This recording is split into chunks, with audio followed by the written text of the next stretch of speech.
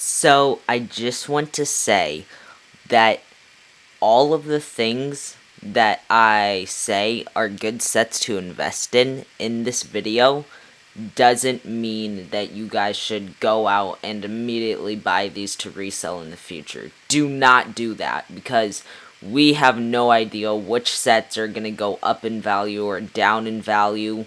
We have a pretty good idea of what some of them are going to do, but anything could happen. So don't go out and buy like all of the sets, that I say in this video to invest in. Because this is just my opinion. These are just the sets that I think will go up in value. I know it sounds like I'm saying that you guys should go out and buy these immediately before they retire, but don't do that. This is just the top 10 sets that I think will do well over time and that could be good investments. So I just wanted to say that before we start today's video. Hey everyone, KidLegoLegend here, and today is my top 10 sets that you can buy right now that you should probably invest in. Now, I haven't gone ahead and invested in any Lego sets yet because, I don't know, I just want to buy 5 first battle packs and open them or whatever, but some of you guys probably invest in Lego sets for the future, so let's jump right into my list. Now, this list isn't in any particular order, like number 10 isn't going to be the one that gets you the least amount of money, and then number 1 isn't going to be the one that gets you the most money, they're just my top 10 sets. So, let's start off with number 10, and that is the Baby Yoda buildable figure. And basically, all the Mando sets are gonna do good over time because the people who didn't buy them when they came out, or people who are just coming into Lego Star Wars, in 2021 or 2022, people who are just starting to get into Lego Star Wars will want those Mandalorian sets because they might have watched the series as it came out but never bought any of the sets because they weren't into Lego Star Wars. So basically, all of the Mando sets are going to be good for investing, but the buildable Baby Yoda, I think it'll be good for investing. I don't know if the buildable figures have done particularly very good over time, but they all have definitely gone up slightly in price, once they've retired. So, the Baby Yoda buildable figure will be a good set to invest in just because it's a better buildable figure than the other ones that we've gotten, and it's just a good set in general. And also, I feel like a lot of people liked it. Some people thought the head was a little weird, but it's just a good set, and obviously everyone loves Baby Yoda. So I think that set could do good over time, but it might not spike up drastically. Now, next is the Atst, again from the Mandalorian. It's got 2 exclusive figures. It's got 3 exclusive figures, my bad. Cara Dune and the 2 Klatooinian Raiders. And, people, I don't know, they'll probably just want it because either to complete their Mando collection or to just because they really like that episode, or it's just one of the few sets from season 1 of The Mandalorian. So that set will probably go up in value also. Not drastically, I would guess, but I'm guessing it would go up in value because it's got 3 exclusive characters, and also it's from season 1 of The Mandalorian, and we only got a couple of sets from that season. The next one, keeping with the Mando theme, Mando Brickheadz. Again, very good set, and I think this one could go up in price quite a lot. Like, the price in a few years could even double, maybe. And it's a good Brickheadz. The price per piece is very good, and they are good looking builds. Obviously, you have Baby Yoda with the pram, which is amazing, and then the Mando is a great build also. So I think that one, in a couple of years, like maybe in 3 years or something like that, could be upwards of double the price, so upwards of $40. So that I think could also be a very good one to invest in. And then we have the Razor Crest. Now obviously spoilers for chapter, oh gosh, what was it? Chapter 13, I think. The Razor Crest blew up, so that's gonna steer some people away from buying it, but and it might steer away people in the future, in a few years from buying it because they're like, whatever, I don't need it. It's not a thing anymore. But it's still a very great set, and for the people who loved season 1 of The Mandalorian or just really, really loved that ship, who didn't buy it because, they might have had doubts after seeing season 2. They're like, do I really need that now that it's blown up? But later on, they're like, yeah, I really want that set. It's gonna be great because you can sell it for, I'd say, I don't know. I can see that set in a few years going for like 190, maybe. And it also has IG-11, even though that's not the most hype one. Grief Karga Season 1, that's a good figure. Yeah, only 2 exclusive figures, my bad. But yeah, so I think that the Razor Crest will definitely go up in price quite a bit over time, but again, that it blew up will steer some people away from buying it, but I still think it'll be a pretty good set to invest in. Now, to round out all the Mando sets, the Mandalorian Battle Pack, almost all Battle Packs go up in price.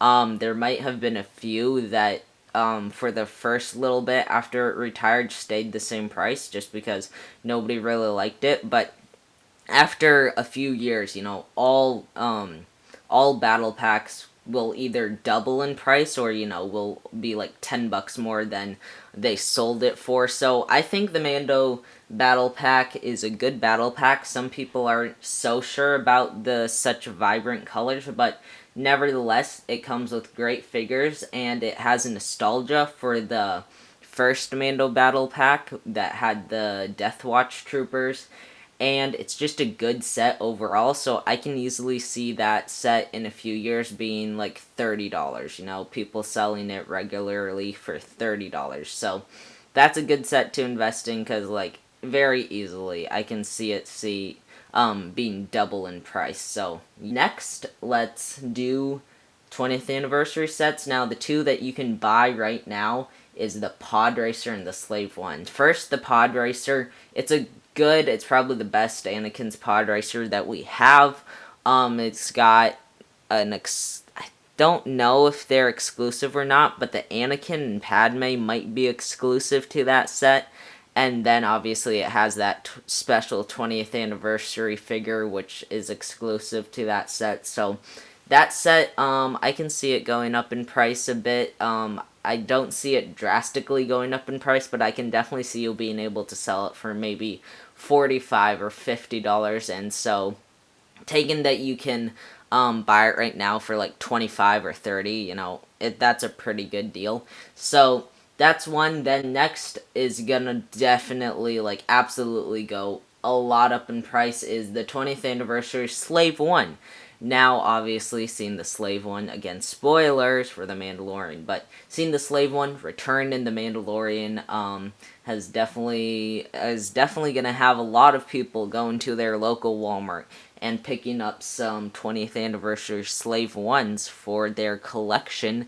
And for the people who didn't, in a few years, they're going to have to buy it off, like, eBay or something. So, after seeing the Slave One in The Mandalorian, it's definitely going to go up in price. In a few years, I can see you being able to sell it maybe for $200, Maybe that's a bit high, Maybe you can sell the Slave One for, I don't know, $180 or something. But that's what I can see in a few years, and then, like, later down the line, if you really keep it for a really long time, like 7 years, it'll attract a lot of original trilogy fans, then, because it's got that exclusive Leia, and I think it's got the exclusive, I can't remember his name, but this dude, I'll show a picture of him up on screen, but Yeah, that set will definitely go up in price, and I'd say if you can find it at Walmart for clearance, and you know how to resell stuff, I don't see why you wouldn't pick it up, because it's definitely gonna be going up in price. Moving on, the 501st Battle Pack, just, straight out 501st Battle Pack, once it retires, the figures alone are gonna be like $20, right? I can see once the set retires it going for like $15, the figures alone.